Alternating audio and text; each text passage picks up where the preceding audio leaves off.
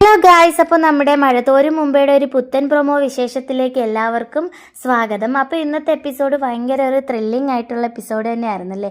കാരണം വൈജയ്ക്ക് ആക്സിഡൻ്റ് ആവുന്നതും ബാലചന്ദ്രൻ ഷോക്കായിട്ട് നിൽക്കുന്നതൊക്കെ ആട്ടോ ഇന്നത്തെ എപ്പിസോഡിൽ.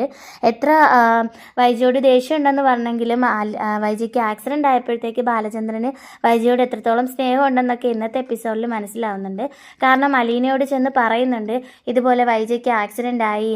അപ്പോൾ അലീന ഞെട്ടി നിൽക്കുകയാണ്. എങ്ങനെ ആക്സിഡൻ്റ് ആയത്? മാഡം ഇത്രയും നേരം ഇവിടെ ഉണ്ടായിരുന്നല്ലോ അച്ഛാ. ഇല്ല, ആക്സിഡൻ്റ് ആവില്ല.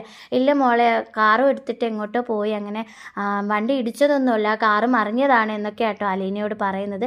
അലീന ഭയങ്കര ഷോക്കായിട്ട് നിൽക്കുന്നു. അവിടെ ചെന്നിട്ട് എന്നെ വിളിച്ച് പറയണേ അച്ഛാ, കുട്ടികളൊന്നും ഇപ്പം അറിയല്ലേ എന്നൊക്കെ പറഞ്ഞിട്ടാണ് കേട്ടോ ബാലചന്ദ്രൻ പോകുന്നത്.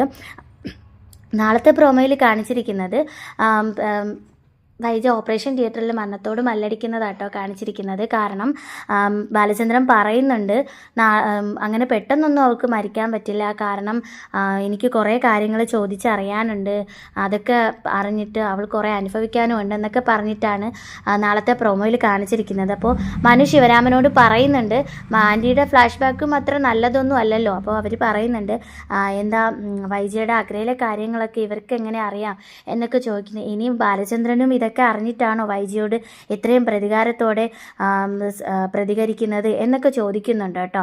എന്തായാലും സൂക്ഷിക്കണം ശിവരാമേട്ട എന്നൊക്കെ പറയുന്നുണ്ട്. അപ്പോൾ നാളത്തെ എപ്പിസോഡിനായിട്ട് നമുക്ക് വെയിറ്റ് ചെയ്യാം. അപ്പോൾ എൻ്റെ വീഡിയോക്ക് ഇഷ്ടപ്പെടുന്നുണ്ടെങ്കിൽ എന്നെ ഒന്ന് സപ്പോർട്ട് ചെയ്യണം, സബ്സ്ക്രൈബ് ചെയ്യണം, കമൻറ്റ് ചെയ്യണം, ഷെയർ ചെയ്യണം. അപ്പോൾ ടാറ്റാ, ബൈ ബൈ, നാളെ കാണാം, ബൈ ബൈ.